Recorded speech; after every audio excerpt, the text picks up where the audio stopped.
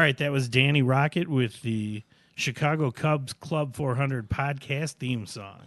Well, we come on tonight. This is the first time we did this, but this is our special edition Miguel Montero episode.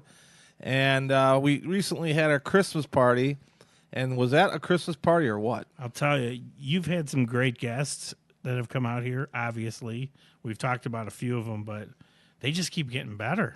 This one was amazing, and that's why we decided to do a little preview before we go into it. But this is why you want to tune in to Club 400 Radio. This is actually, I listened to it this morning. I took a week and a half off from it, and I listened to it today, and I thoroughly enjoyed everything but my voice. Everything else was great, you know. But this is why you want to tune in to Club 400 Radio. We're lucky enough to be able to get guests like this to be on our podcast, which, I mean, this is clearly unbelievable radio, if you ask me. I think it's great. And, excuse me, I was talking to our manager, Eric McVicker, this morning, and there's rumors out on the street that we're going to start announcing guests on the show. That's the only way you're going to be able to find out. Exactly. Unless people get you tanked and you just tell them. We got, well, that was a great night, first of all. Miguel Montero was exactly what I thought he would be. And, you know, William, I had people coming up to me saying, why are you bringing him on here? I mean, why are you bringing him out to Club 400? The way he left the Cubs and stuff like that. Well, one thing I know, there's always three sides to the story. There's the Cubs story, his story, and the real story. And it always lies somewhere in between.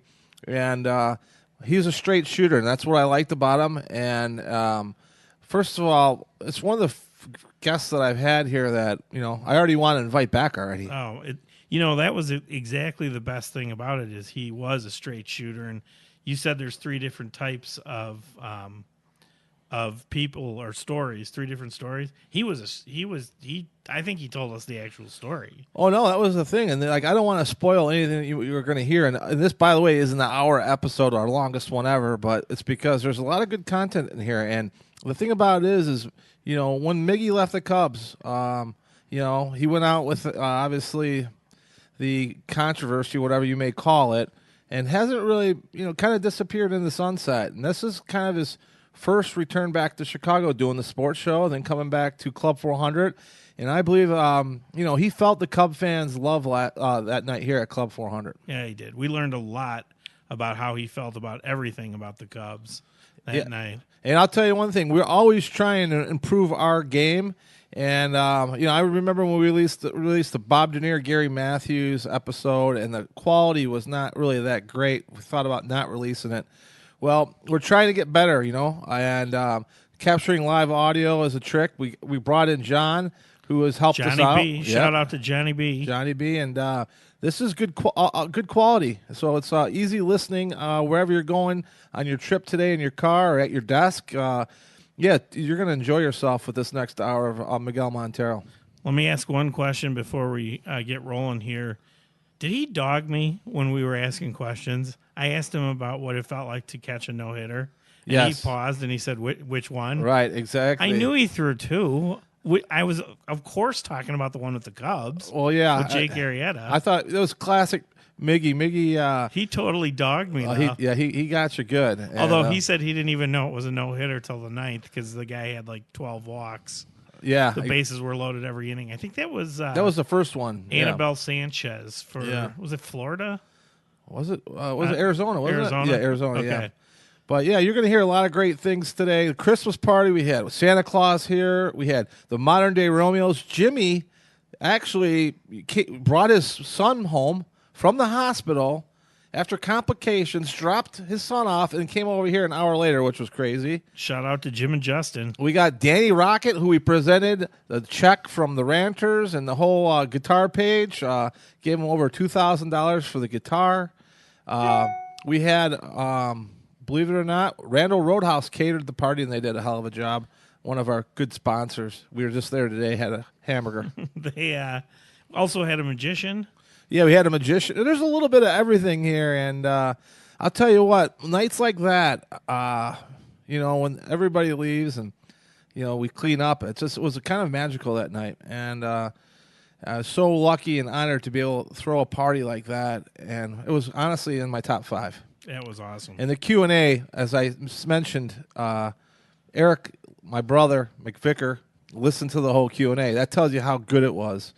And Miggy is a great guy. Like I said, I can't say enough about him, William, and we're going to have him back. He said he's coming for free next time, and he's going to do the Q&A, and he's kind of laid us off. Yeah, that's all right. We'll take it. He was that entertaining. So I was like, maybe you can get Jake over here. That would be kind of cool, you know? Yeah. Because those guys are good buddies. But, yeah, you know, that's the thing about, and we'll go into the show right now, but you can't always believe what you hear, you guys. You know, it's like, I think one thing that I don't care if you're a Trump follower or a Trump hater, one thing that has proven itself over time is the media has its own agenda. People have their own agenda when they put news out.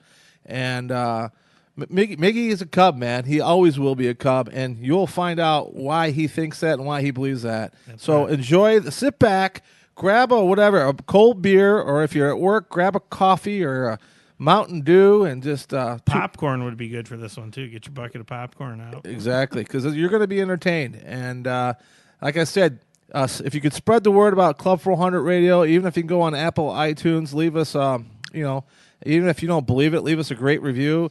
And like I said, I don't really care at the end of the day about the listens, but it would be nice to be heard. We're not doing this for anything, but I mean, right? We're not doing it for that. I'm not doing it for that reason, but I'm proud of this. I really am, and I wanted to give it a good listen before we dropped it. And I wanted to listen to it with fresh ears. That's why I waited for about a week before I listened to it today. And I said, William, we got to do this episode justice. You got to come to Club 400. We're sitting here right now, and let's do an introduction for it. So sit back, relax, enjoy Miguel Montero. I want to tell Miguel, where's he at? Miguel, he's around the corner. Let's give it up for Miguel Montero, everybody. So I want to tell you this. This ain't just the man cave where we're throwing a party and we got a lot of beer here. We have raised over $300,000 for charity for Cub fans since 2014. The goal is $1 million, all right, out of a basement full of the best fans around. The best fans are you guys, the Chicago Cub fans. The best fans in Major League Baseball, though, by far. By far, you guys are the best fans in the game. And, I only played with the Cubs for 2.5 years, and you guys make me feel like I played with you guys for my whole career. People ask me sometimes, what teams do you play for? And I can't even remember. I just remember the Cubs. True story. True story. I'll tell you what, when we got Miguel to come out here tonight, I was so excited because I want to state this as a fact. I go to all the charity events, obviously, to put Club 400 out there, and this guy never hid in the VIP area. He came out and he hung out with the fans, and he drank beer with the fans. He took pictures with the fans. That's why I wanted you out here, Miguel, because that's the type of guy you are, man. Thank you. The reality as an athlete, we all think that, we are the stars. We're like, oh, yeah. Guess what, though? We are nobody without you guys behind us. You see all these guys make $30 million. Yeah, because the fans pay for it. Nobody else pays for it. It's not the Cubs. It's just the fans, the city, and you guys deserve a good treatment, though. And that's why I like to hang out with the fans. And today, I'm having a blast. I gotta catch up a plane at 7:05. He'll be hungover. This is my radio partner. I done that before, so it's not a big deal.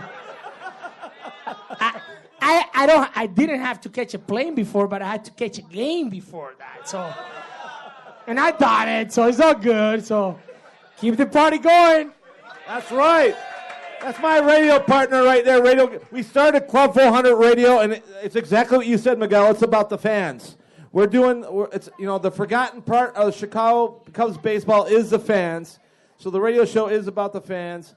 And I'll tell you what, we're going to raise $1 million, and we're going to do it real soon. Thanks to guys like this right here.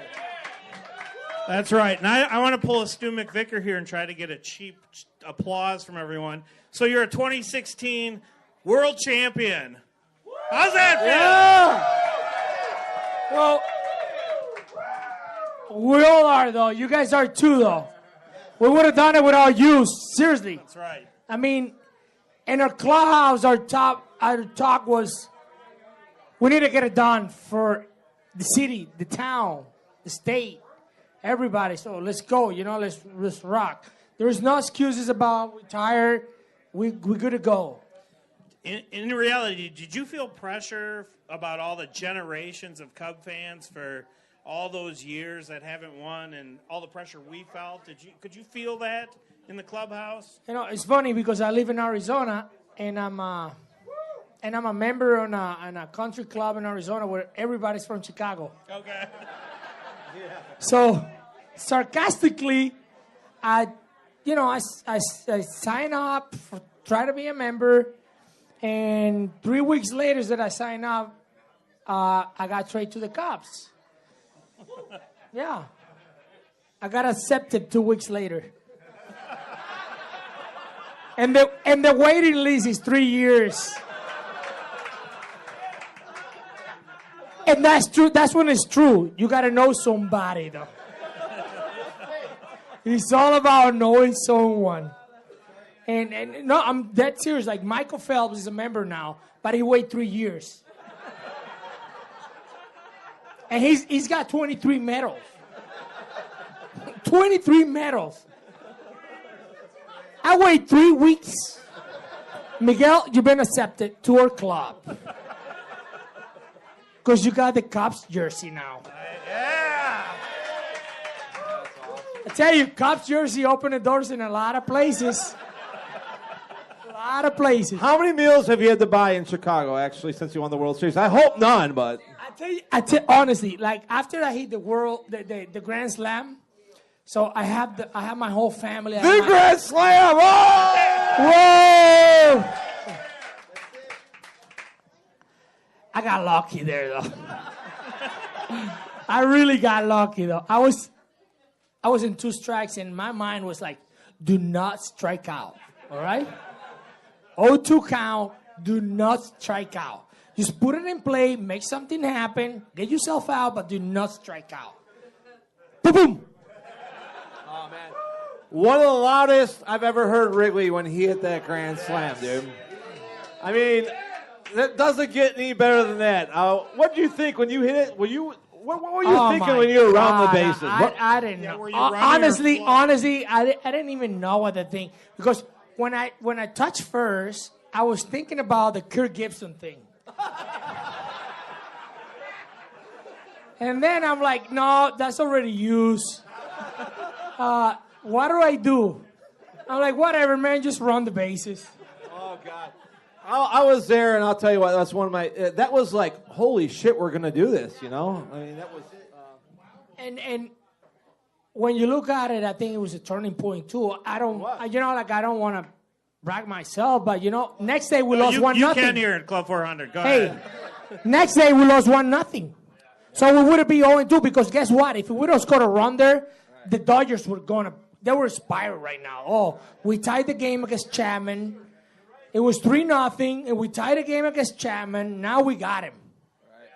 And all of a sudden, there's like 4 runs out of nowhere. And guess what? You guys remember what happened after that homer? Yeah, I don't remember, though. It was hard to see it, though. It was like, man, he did a back-to-back homer. It really was a back-to... Well, no one remembered his homer. I swear to God, no one remembers. But you know what, though? He was huge for our team, though. Oh, yeah. I think every guy on that team was huge. Every guy made a contribution enough to be a world champs, and that's why we were world champs. I think we were talented enough to win it all. Yep. I'm gonna start a little controversy right here because Miguel, I'm gonna tell you this right now. You got jobbed for some reason. I don't know why, but this guy had the game-winning hit. All right. We all love Without this technically, he's not the game-winning RBI, and that's true though. That's a true story. Technically, he's not the game-winning RBI, and I want to be clear with that. For all the people, a lot of people support me and telling me like, "Hey, you got the game-winning RBI." Thank you, but technically, that's not true. I got the insurance wrong. I got the insurance wrong. Guess what? He ended up being insurance. Yes, it did. And thank God for that, because I was always like, man, why doesn't anybody talk about this hit? This was the biggest hit ever, you know? We had. Oh, well, you know what? People don't talk about my hit, and the Cubs don't talk about, because after the World Series, after the parade, I had a good interview with ESPN, and, you know, you guys all know, though. Yeah. But that's me, though. That's who I am, though. Right. Guess what, man? That's who I am. Dude, and that is another thing I love about you. This guy tells the truth. He keeps it real. That's another reason why I wanted you out here tonight. Because I much rather be hate. Somebody's going to hate me because I told him the truth. But he's going to realize that later on in his life, he's like, man, you know what? He told me how it was. You know, a lot of people is like, well, you know, yeah, we won the World Series. Oh, Miggy was about. No, I wasn't. I honestly wasn't. It's just like, you know what? We had 25 guys, and they all contribute in the regular season to be where we were. And all of a sudden, they forget about 17 of those guys. You forgot about those guys? I mean, like, really, it's not fair. And a lot of guys, the problem was a lot of guys want to speak up. And I'm true, though. You know, I don't care. I'm already retired. Who cares? A lot of the guys didn't speak up because they were afraid to lose their job. Right. I had a guaranteed contract, though. I was okay. So I'm like, you know what? I say it. But, you know, the problem was that nobody backed me up, and that hurts. Yeah, Nobody backed me up, and that kind of hurts. We're backing up here right now, Club 400. So I got to ask you, man, like, did you get any royalties on all the shirts sold with We Are Good shirts? Or I actually signed a form that it was all for charity, and I didn't want any money for that, though. You know, like, as long as everything's for charity, I'm good with. God give me with a lot. So whatever it can be for charity and help somebody else and help people that really need it, I'm more than happy to do it again. And over, and it's awesome. So, yeah, they came up to me and they asked me, like, hey, you want to sign? You want percentage of them? We're good shirts. I'm like, I don't want a penny. Because you know what? We're good. We're good. Yeah. So I got to ask you, I think it's all started when you tweeted it out, right? And then did you know that was going to be that We actually big? came out with like a 5-game losing streak. And everybody's like, oh, my God. We're all terrible again. And then I say, you know what? We're all going through a tough time, but I like my team because I really did. And it was honestly, because I love Chicago and I was sitting in I had a really good penthouse in Michigan Avenue. So I was sitting in front of the lake, watching it, and I'm tweeting, and I'm like, don't worry about guys, and well, you guys know those. Since I'm not playing with the Cubs, I don't tweet. I don't know why. I know. This guy's like it's not fun anymore. Like I'm like, man, I wanted to tweet something, but to who? Oh, we're all. You know what? I'm going to start tweeting again a little bit some. I'm going to start getting involved in Instagram a little bit more. It's just like, it's hard to do it sometimes. It's just like, okay, well, you know, like, because it's hard though. It's hard, like, you know, when you play for such a good team and great organization, great fan base, and then you leave the team, they let you go, they release you, they kick your ass out of the team, and they say you're a bad guy. No. And then and then you come and play against that team. And you hit a homer against that team. And you hit another double. And guess what? Honestly, I hit a double and a homer against one guy that I was hoping to get myself out. And that's why I probably hit that, because I didn't want to do anything. I didn't want to do nothing. I'm like, man, get me out. It was Kyle Hendricks. I love him to death. I really love him. And then I text him after the game. And I say, man, I'm sorry. Like, I didn't want to do any of that, though. I texted him. I'm like, man, I'm sorry. I didn't want to do any of that. And he was like, Miggy, it's all good. He's, but, you know, I got a lot of secrets with Kyle. I caught him for a while. So I know a lot of things that he does. And I know what he's going to throw every time that he does that, though. So the good thing is, like, I didn't tell my ex-teammates with the Blue Jays the things that he did when he was going to throw the fastball, when he was going to throw the changeup. I didn't tell any of those guys, so they didn't know anything, and he still dominate everybody else except me. That's great. If you don't know, where's John and Anne Marie? They're in the house tonight. The Hendricks family's here. Yeah, they are, and I love him. Oh, and I'll tell They you what, are, and I love him. you. Yeah. Oh yeah, he won't get it. He won't get the other drink. So I got this. This is the Q&A is gonna get long, They're guys. tough. Oh boy. Oh They boy. are tough. We ask all the tough questions. Niggas in the house. I tweeted Miggy today. I said, I hope you're ready to party, buddy. You know what? I got a 7-month-old, so I've been waking up in the middle of the night, but it's all good. It's all good because We're gonna take some questions from the crowd. Garrity, Yeah. we'll take a mic out here. We'll pass this around here. Crawley will go first. Oh, Crawley. We're gonna have Crawley go first. Yeah. The ring bearer for Miguel Montero. Yeah, he gave me the ring. Honestly, when he was holding my ring, I was like, please do not run with that ring, because I'm going to chase you down. I was thinking about it. I'll tell you what, Crawley. I don't think you could present it to a better guy than this guy right here. You know? No, it's a special bond, man, to be able to present it. And I told him, 40,000 at Wrigley, and I shook his hand. I looked at him. I said, we are good. You did it. And that just meant everything to me to be able to be in there and give it to a guy that great. Miggy, I know that one time Joe Madden was asked, who do you think's going to be a manager out of this team? And everyone was kind of expecting David Ross. But Joe said Miggy would make an excellent manager. Have you thought about that in the future, and what was it like playing for Joe Madden? What? Do I like to play for Joe Madden again? What did you say again the last time? Have you thought about managing in the future, and what do you think it was like playing for Joe Madden? The reality is, like, I would love to manage again, but I don't want to manage, I guess, with all this analytic BS thing going on.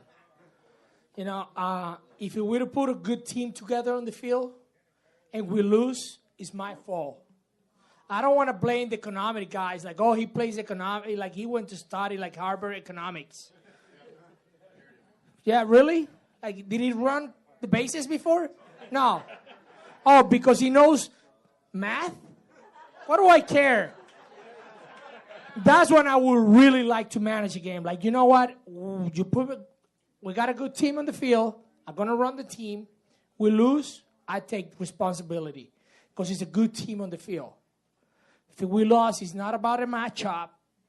Oh, this lefty, he wasn't supposed to get this lefty out.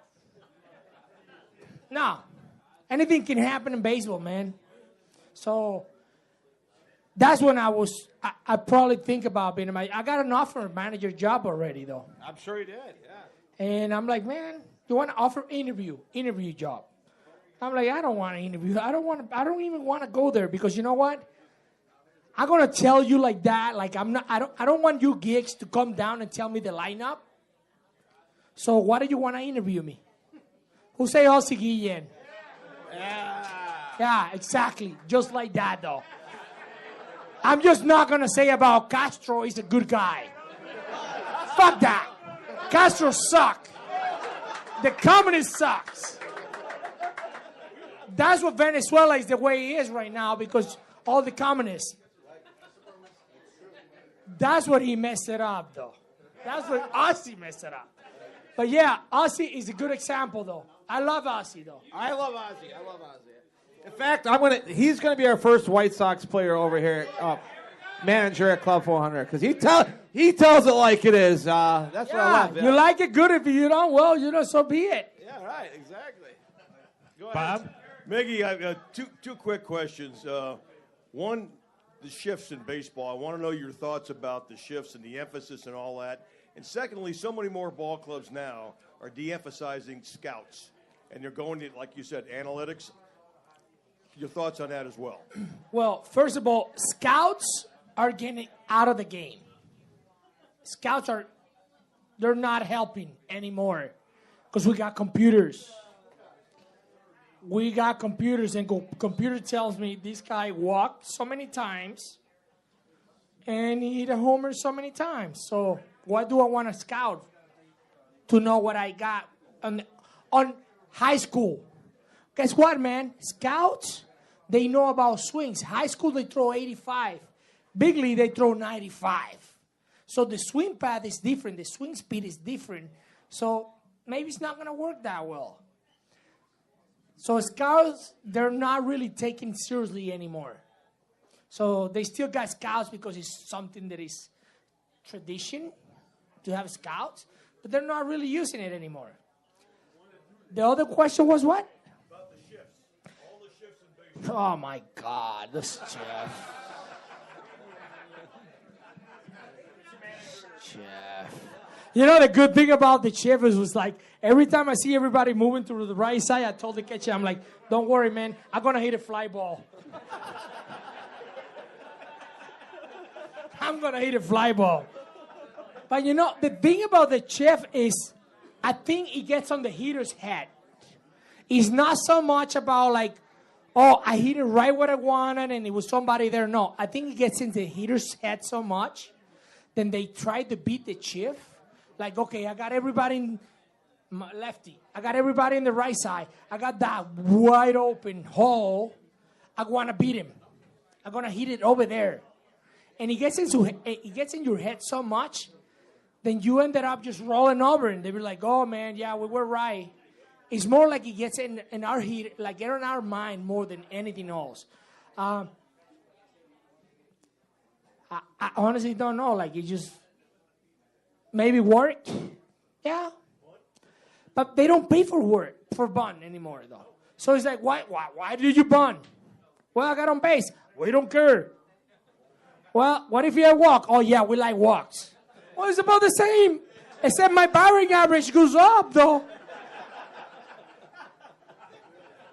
You know? It's like people like now, all these gigs guys go like, oh, we don't like bunts anymore. We don't like to give up a now, just to advance one base. Okay, you don't bunt. Ground ball over play. Next guy got a base hit to the middle. Runner first. No, 2 outs. 2 outs now. Well, that guy would have scored. 1 out, 1 run. Now what? Oh, we don't like to give out an out. All right, whatever, man. It's just a. Back in the days, I mean, you guys are a lot older. Some of you guys are a lot older than I am. Miggy, what are you, 37? What are you, 37? Hey, you're still a baby, man. 35. Oh, shit. Dude, that's amazing. 35 years old. I'm 45. I can catch right now 9 innings. Anyone.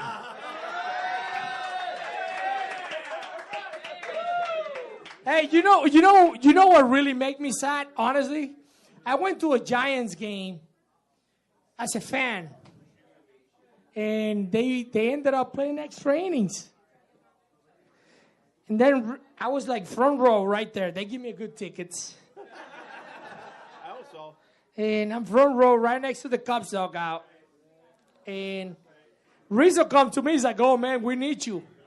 I'm like, man, I thought I was a bad teammate, though.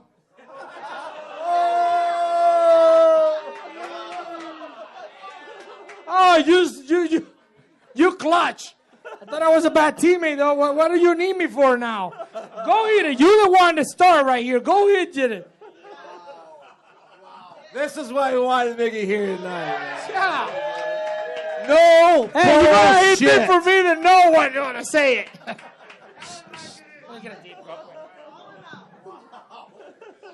That's awesome. All right, we questions. We're moving Mike right around. here. Right there. Hey, I wait for him to take his whiskey. I think I have a way to get you back on the Cubs because they need a good catcher again. Besides Contreras. You know what? Over here, right here, that's Jim Hickey's brother, Dan Hickey. I He's know. the pitching coach on the Cubs. Yeah.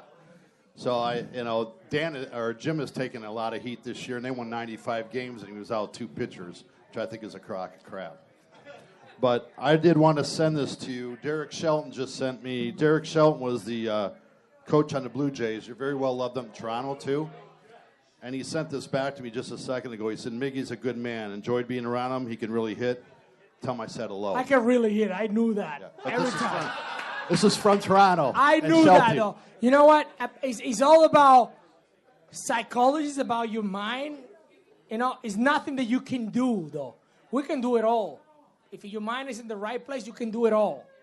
And in my mind was one thing always right. I can hit. You know, and I always like those tough situations because I got nothing to lose. It was, you know, if you were 3 for 10, 3 for 10, you're a Hall of Fame. So you fell in 7 times. So it's like, well, you know what? This is a game of failures. I'm supposed to fail right now, though. Why do you care? Let's go ahead. And that's why it made me probably better hitter. But Shelton was a great guy, and I spent 3 months only with Toronto.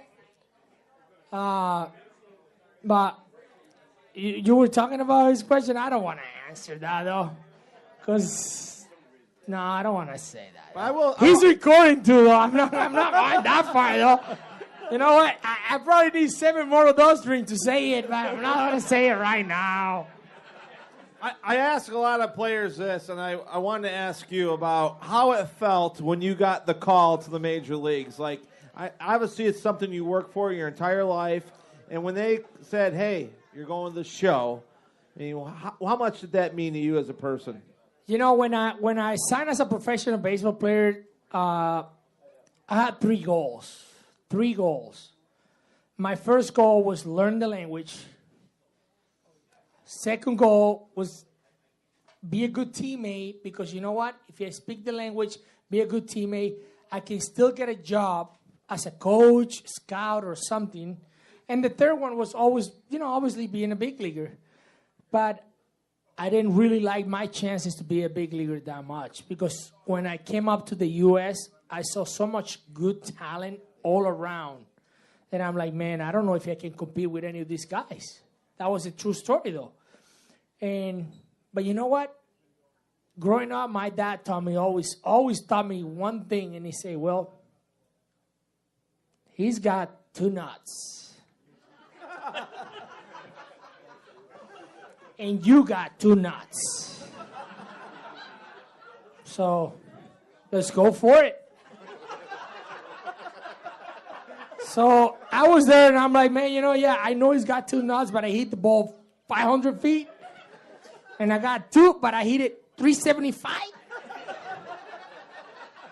But the reality was that 375 will make it across the board the same as 500 feet. So it was like, well, you know what? Well, I got a chance. Because you know what? They don't measure the distance. They don't measure the homers only. And but I worked hard, though. I wasn't a prospect coming out with the Diamondbacks. I wasn't a prospect. I wasn't a suspect either. Were you always a catcher, or did you play other positions? No, I was always a catcher. I wasn't a prospect. I wasn't a suspect either. I play hard. I always had one thing that I want to play the game the right way. I want to play hard because it's kids out there watching us play, and we're example for the kids. And you know, you don't want to play the game dirty, though. You don't want to play the game dirty. You don't want to be... And to me, the biggest responsibility was like, you don't want to get a DUI. You don't want to have a family problems. Like, I don't want to say that, though. You know what? Like, and and believe it, like I think I accomplished my all goals. Like I learned the language.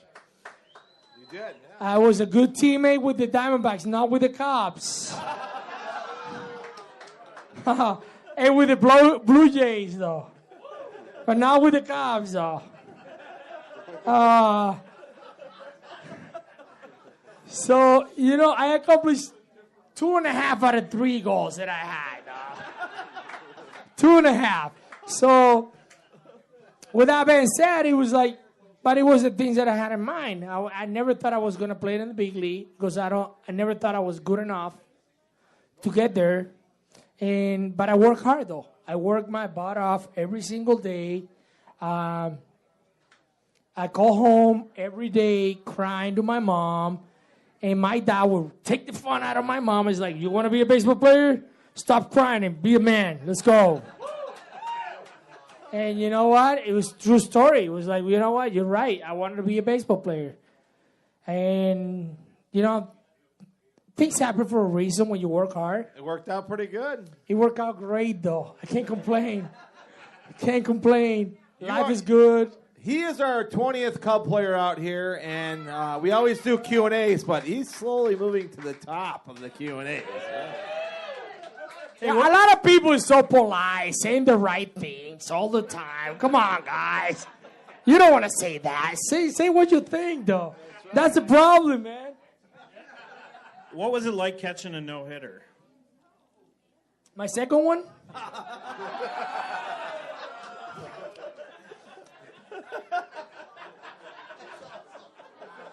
Well, my second one was pretty good, though.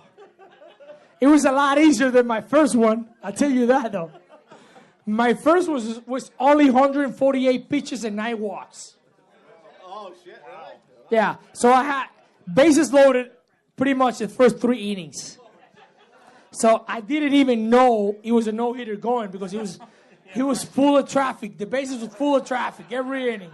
So, I mean, we got 3 guys. At least one of those got hit. No, they all walk. Another 3 walks. It's like, okay, man. I realized that in the 9th inning. But my second one was a lot easier. Jay was super nasty in 15, though. He was nasty, though. He was even nastier to catch, though. He was like, choo, choo, choo. It was Box Bunny thing going on. Boom, boom, boom, boom, boom, boom, boom. He was so good. It was like, he's so good. Jake he's so good, and he's still good, and he works hard as anybody in the field. And, I know he had a tough years coming up with the Baltimore. He had a rough coming up, but he ended up figuring out, and I'm happy for him because he's such a good guy. A lot of people think that he and we don't get along at all. I'm wearing his freaking watch that he gave me. Nice, yeah. You know what? Right here, it says, no heater. Right there, boys. All of you. So when a lot of people think that he and I won't get along, that's bad. Because he and I, we get along well. And that night before I got released from the Cubs, Theo called me and he's like, hey, you got to apologize to Jake. I'm like, you know what? I'm going to put you in a speaker because he's right here with me. No shit, huh? People don't say that, though. People don't say that because he's true, though. He was there with me, and I say, man, you know what? I told the people this because I already told you this in spring training, and you don't care, and that's how it is, man. And he's like, man, don't worry about it, whatever.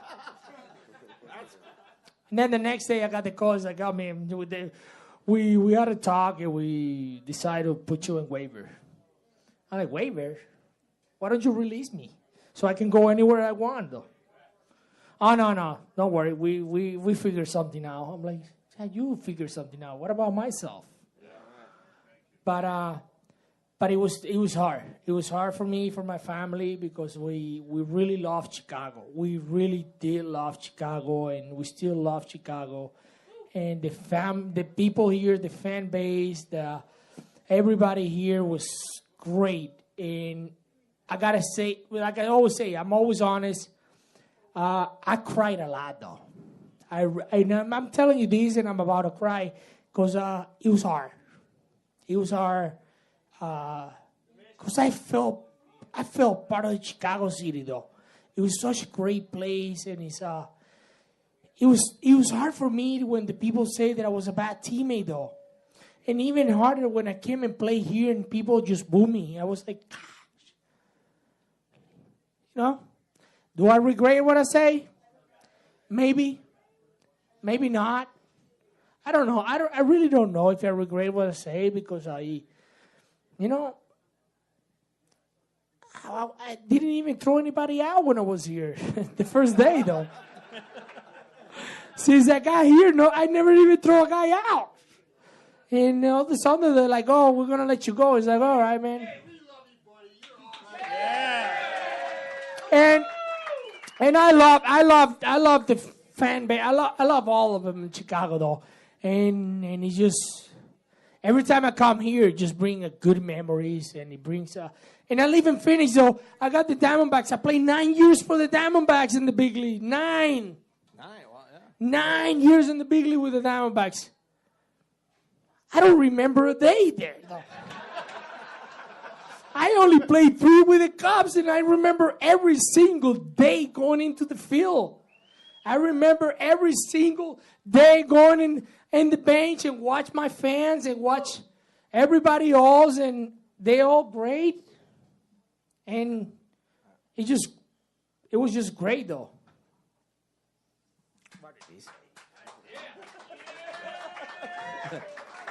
I'll tell you what, Miguel, you wake up every morning to a World Series Chicago Cubs championship ring, man. I'll tell you what. But you know what? You know about the 85 Bears, right? They're still writing off that shit. You'll be around forever in Chicago, buddy, all right? But you know what? I will give out my ring for a big, like when I come into Chicago, a big round of applause like Miggy, I will give it up just for that because you know what? I want the people to remember, you know what? I played the game right. I play hard every single day. I give my best every single time for the team, for my teammates, play hard. And you know what? I had one thing that was very special that I didn't care if it was 0 for 4, but I care for my pitchers more than anyone in the game right now, though. More than anyone in the game right now. I guarantee you that. And I got a father over here that he probably knows that, though. I can go 0 for 5 with 4 strikeouts, but I care for my pitcher more than anything. Yeah, right. Exactly. Who's the best pitcher?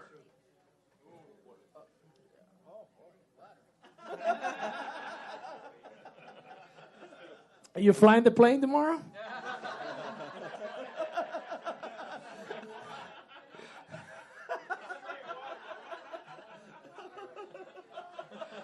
But honestly, but first of all, it's an honor to be here, though, in the Club 400, though. You know what? I love my hat, though.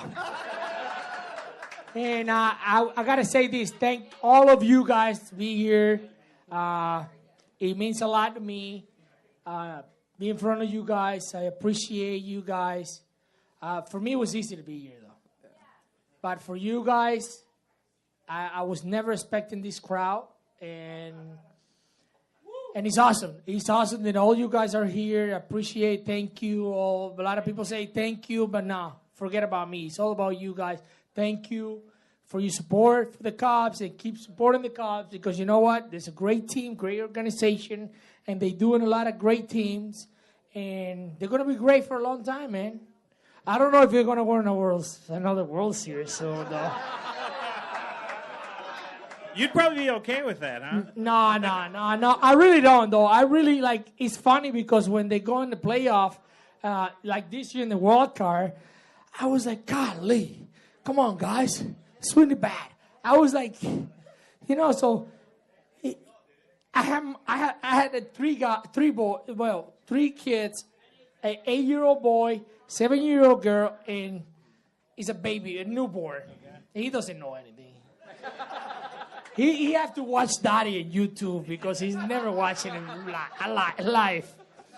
So my 8-year-old guy, he goes like, my 8-year-old guy who's like, let's go, Cubbies, let's go. Like, he doesn't even remember the Diamondbacks though. In his heart is all the Cubs. He's a Cub fan. He really is. He's a Cub fan. And my daughter, my daughter is a little prick though. She's a little. And she goes like, Daddy, they fired you.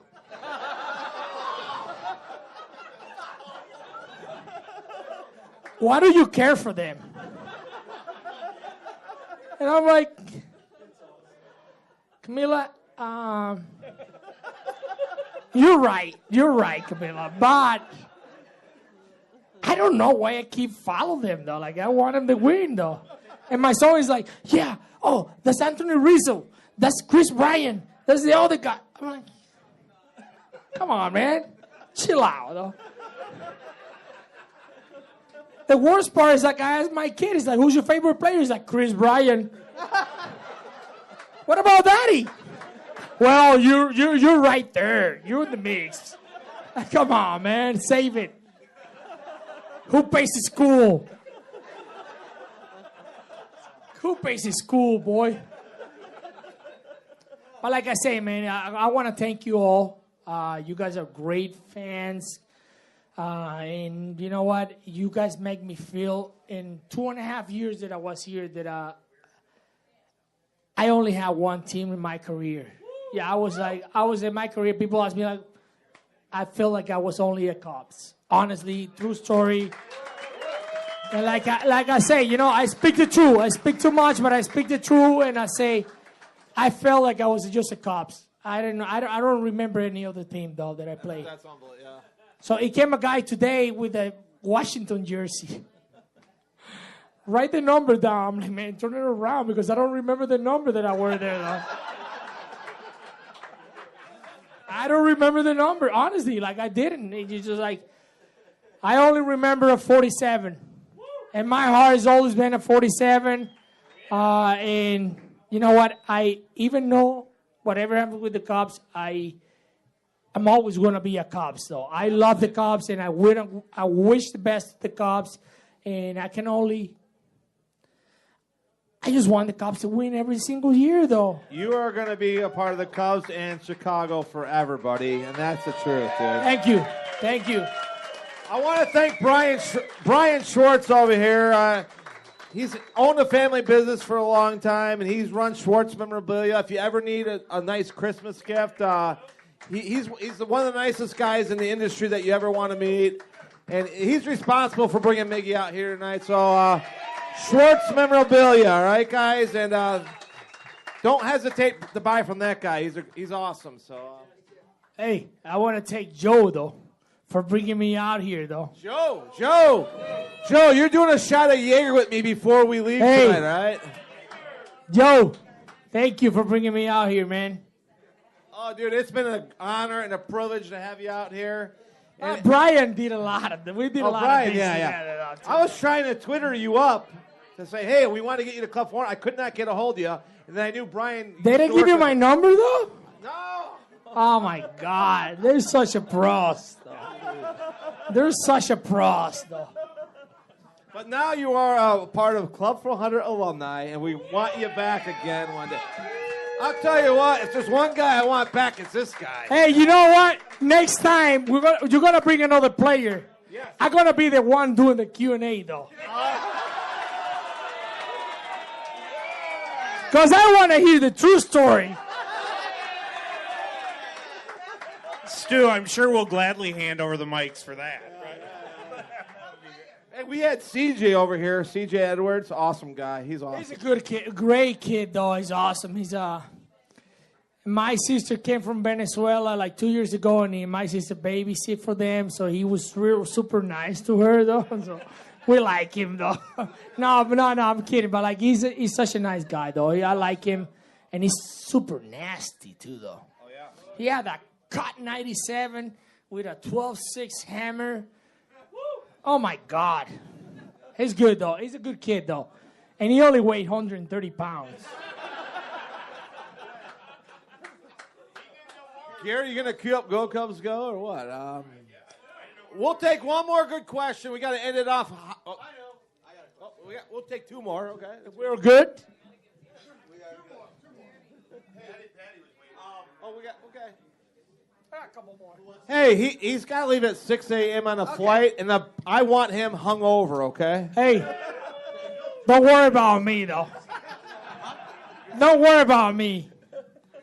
As long as I get an Uber there, later on, like later,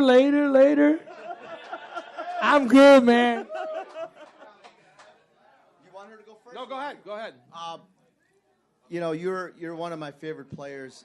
When you came here, I remember when you played with Arizona, you know, and those days. And when the Cubs got you, I'm like, this guy's good. Good hitter, veteran. He knows what he's doing. As a Venezuelan player that came up with you as a rookie, Willson Contreras, did you feel a special bond with him? Did you feel that you had to mentor him a little bit more because he's a fellow countryman? And then the other thing is everything that's going on in Venezuela right now. I know it's got to be so hard for you and your family and all the Venezuelan players. So, yeah, that's a good question, though. I came in and I was with the Cubs, great, you know, and then I had to go catch Lester because Russ got a mild concussion. So I got to go catch Lester. And I sprained my thumb, and I got to go to AA. So I went to AA and I saw Willson playing. And when I saw Willson playing, I'm like, oh, whoa. I was like, whoa. I was impressed what I was seeing, though. I was like, damn, this guy's going to take all of us jobs. I was true story. I'm telling you, honestly, like, I was like, whoa. Because he's a real deal, though. He's a real deal. So I told him, I'm like, hey, man, you want to go for, I'm going to take you out for lunch tomorrow. Give me your number. He's like, oh, man, my phone is, the line is cut off. I can pay my calling card. Like, I can pay the prepaid card. I'm like, prepaid card? What are you talking about, man? I'm like, you don't have a phone? He's like, yeah, well, I have a phone, but I don't have a line. It's like, damn. I'm like, you know what, man? Let me call my agent. Thank you. Oh, my God, they keep loading me here. This is magic. This is magic. So I'm like, let me call my agent. And let me get this thing good to go, though. So I call my agent, and I say to my agent, I say, hey, man, I need a cell phone. I don't need a line. I need a cell phone. And I need a contract right here, though. Tomorrow, I want to overnight it here, Tennessee, Smokies. Tomorrow, he's like, for what? He's like, for Willson Contreras. He's like, who's that? Don't worry about it. He's the one who's going to take all of us job. And Jesse Rogers say that, though. Jesse Rogers, you guys know Jesse Rogers, the reporter? By the way, Jesse was going to come here tonight. You guys know Jesse Rogers, ESPN 1000. So JP, he's around here somewhere. He tweeted that you were coming here tonight. He really wanted to be here tonight. He's so busy. I know he did, though. Because I always giving a good lines. I always giving a good talk. He told me, though, honestly, of all the Cubs players I've ever met, as far as people, Miguel is the best. And that says a lot because he's met a lot of players. Yeah. You know? He loves you, man. Like, he had something to do Yeah, with he said I threw him on the bus, too, though. Whatever. Whatever. I like Jesse, though. You know what? But I'm not going to go the other way, though. Let me keep telling my story, though. So I told he's like, oh, man, where is he? Is he a prospect? I'm like, I don't care if he's a prospect. He's a prospect in my book, though. he's star though. Like this guy's the real deal. Like he's legit though. So he's like, okay, man, whatever you say, man. Yeah, okay, I'm gonna send it tomorrow. Send it overnighted, and whatever. He's like, but he wasn't comfortable doing it. He ended up doing it. I was there, still there, and he's got the little envelope with the cell phone and the contract. Signed the contract with all the envelopes, sent it back. So he ended up signing with my agent. Next year, Theo called me. He goes like, hey, Miggy, we're thinking about calling Contreras up.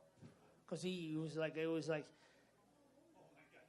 he knew me, though. Like, he knew me that I'm hard, though. Like, I'm tough, too. Like, you know. But he called me, and he goes like, Miggy, we're thinking about, what do you think? I'm like, I think it's a great deal, though.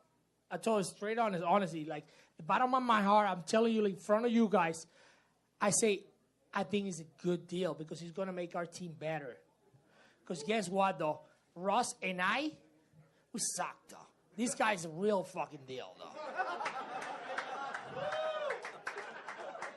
I told him just like that, though, honestly. And like, people, they don't say that, though. And that's what bothers me. It's like, they don't really say that. And I told him that. I'm like, okay, we're going to call him for a couple of weeks. He come up to the big league. I'm like, hey, man, you know what? I told him, you know what? They say you were coming here for a couple of weeks, but you're not going back. I told Willson. They put it right next to my locker, though. But you're not going back. He's like, no, I'm not going back. I'm like, you better not, though. Because if you do, you're letting me down, though. Sure enough, he's not going back. And then I guess my agent got a new phone and he deleted my phone number, though.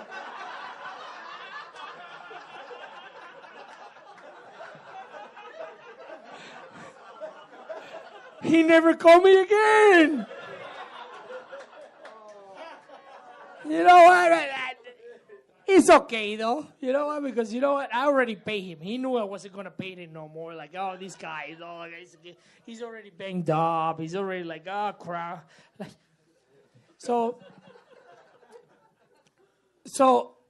in 17, he was the starting catcher. What do you think about Willson being the starting catcher? I'm like, do we got somebody else in the team? We don't, though.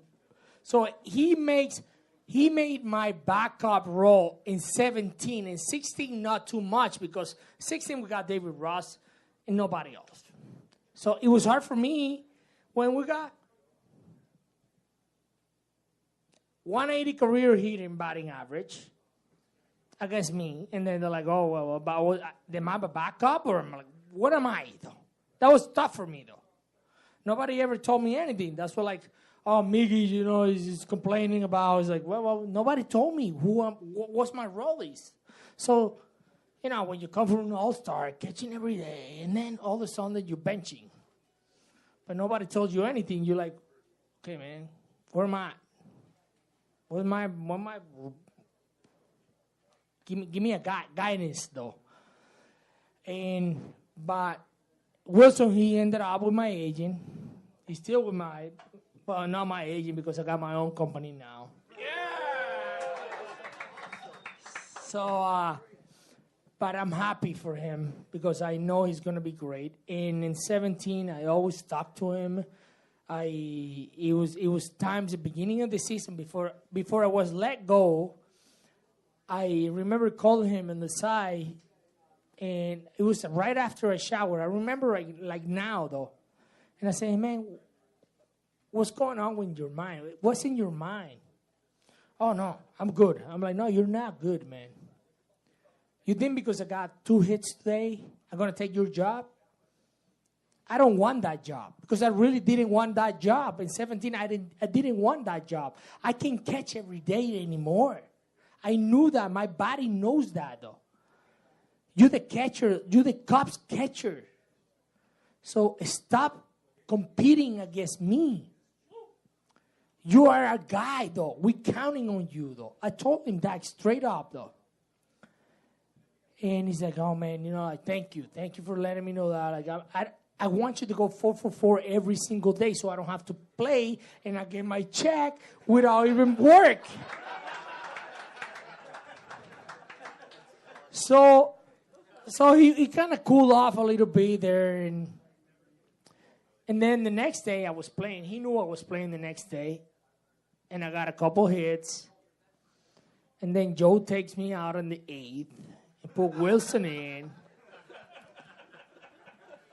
And then I told Joe, I'm like, hey, Joe, you know, man, like, I told Willson this and this. Like, I told what I told you guys. He's like, oh, great. But you catch him tomorrow. I'm like, what the fuck are you doing? I really want him to be catching tomorrow. Because now he's really going to think that I'm going to take his job. I don't want his job. This body can't take that anymore, though. So the next day I was catching, and he was like all frustrated and all this. But the reality is, like, he's a great catcher. He's got all the tools. He's got, I don't know who asked me that. Like, I think the driver from the airport today asked me, who do you think is the best catcher in the game right now? And then he goes, Salvador Perez. Yadier Molina, overrated.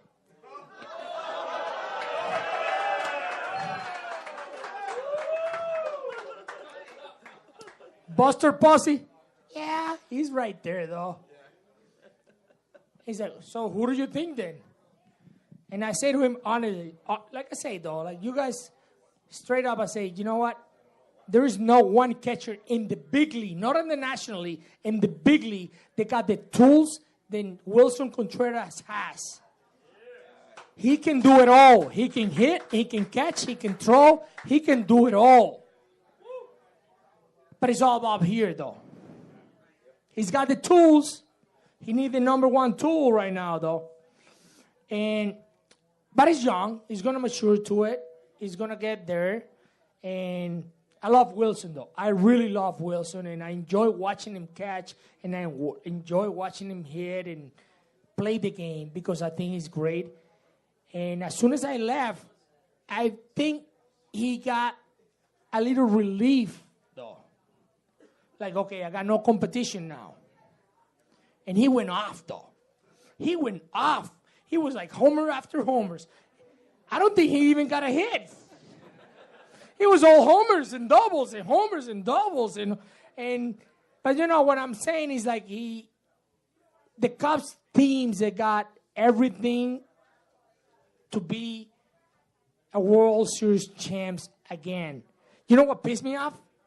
I'm not going to get another ring. No, but you know what? Like, I want him to win another ring because they got everything. And you know what? They got a great GM. Who's the GM?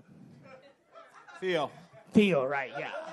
That's what I was thinking. Well, it's a president operation or whatever.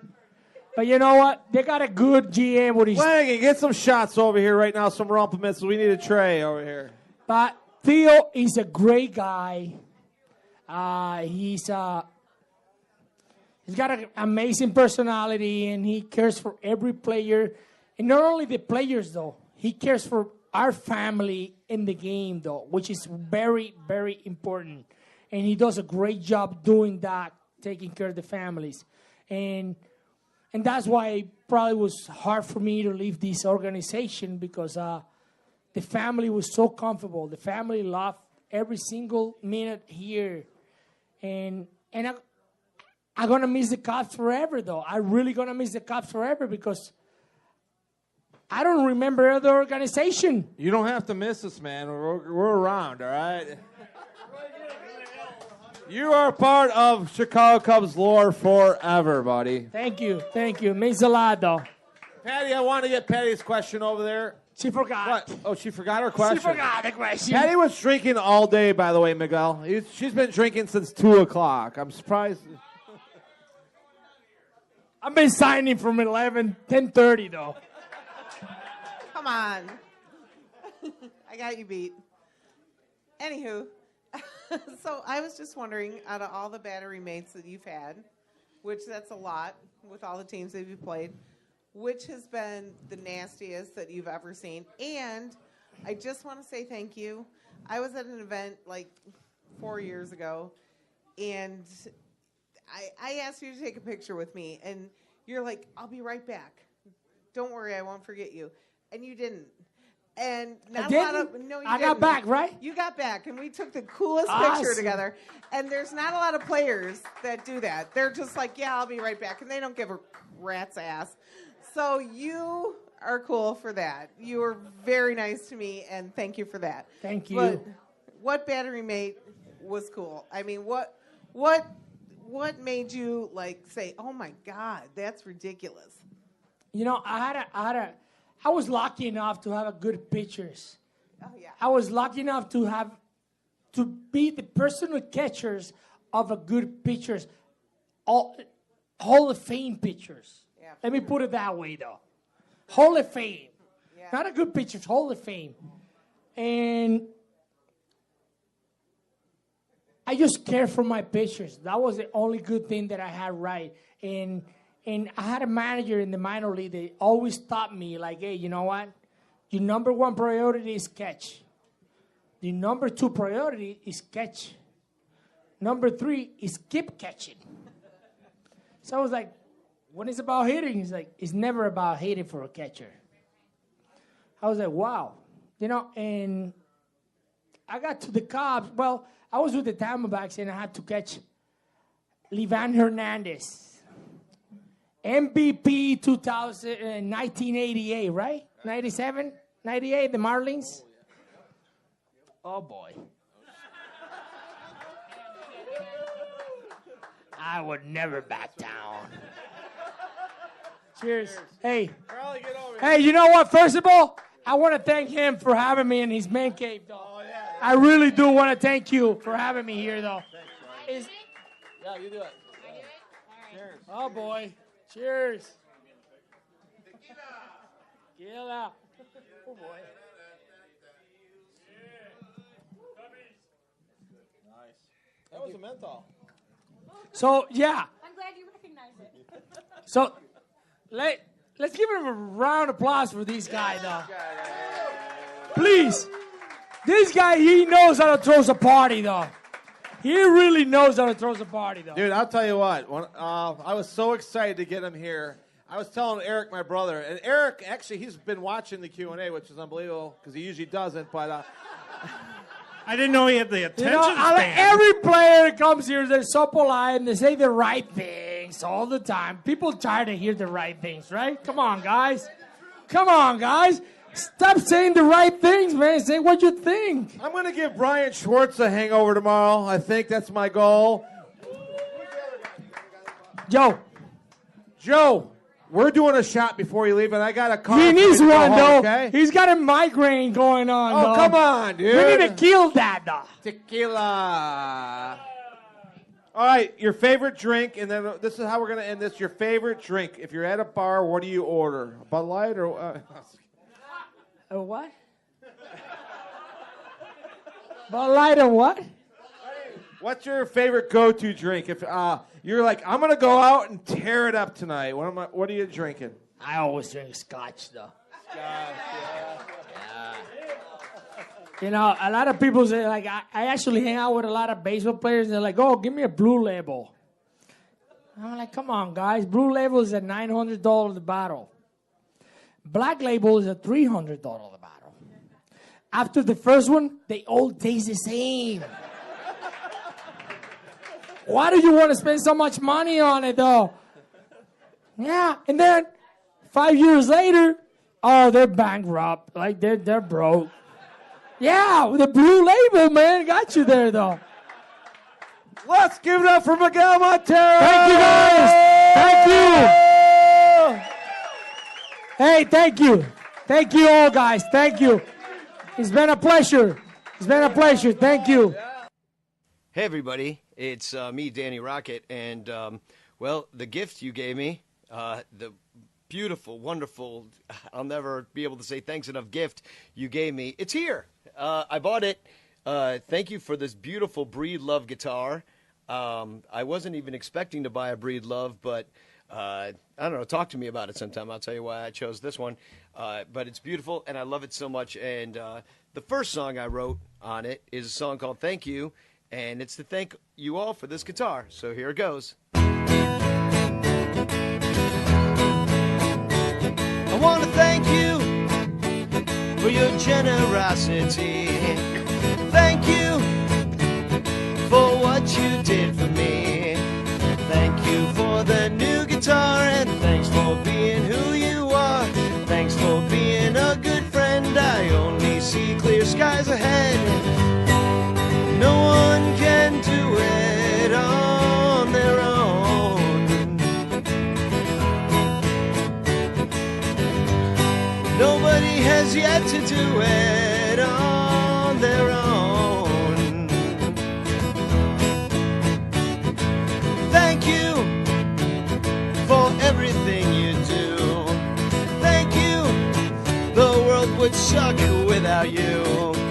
Thanks for all the love you give, and thanks for helping people live. Thanks for doing what you can to give the world a helping hand. No one can do it on their own. Nobody has yet to do it on their own.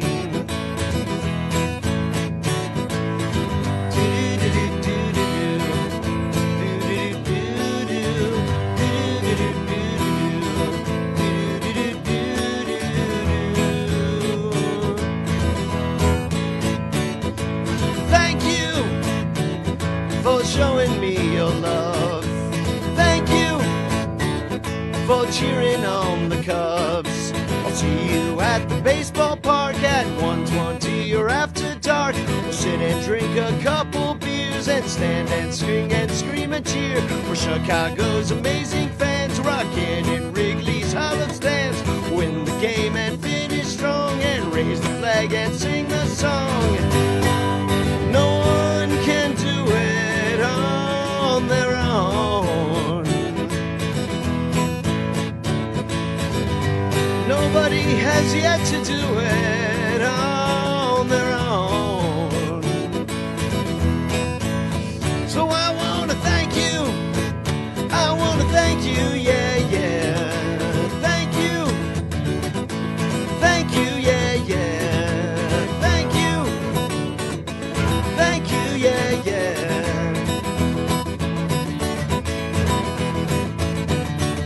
I'm singing me and Julio down by the schoolyard. Oh, damn it. I just rewrote me and Julio down by the schoolyard. I didn't mean to. Well, anyway, I love my new guitar, and thank you so much. You guys are so beautiful, and I thank you with everything that I have, and every note I will play on this guitar, I will think of each and every one of you. So, I love you. Thank you. Thank you. Thank you! Now, the end is near, and so I face the final curtain. My friends, I'll say it clear, I'll state my case, of which I'm certain.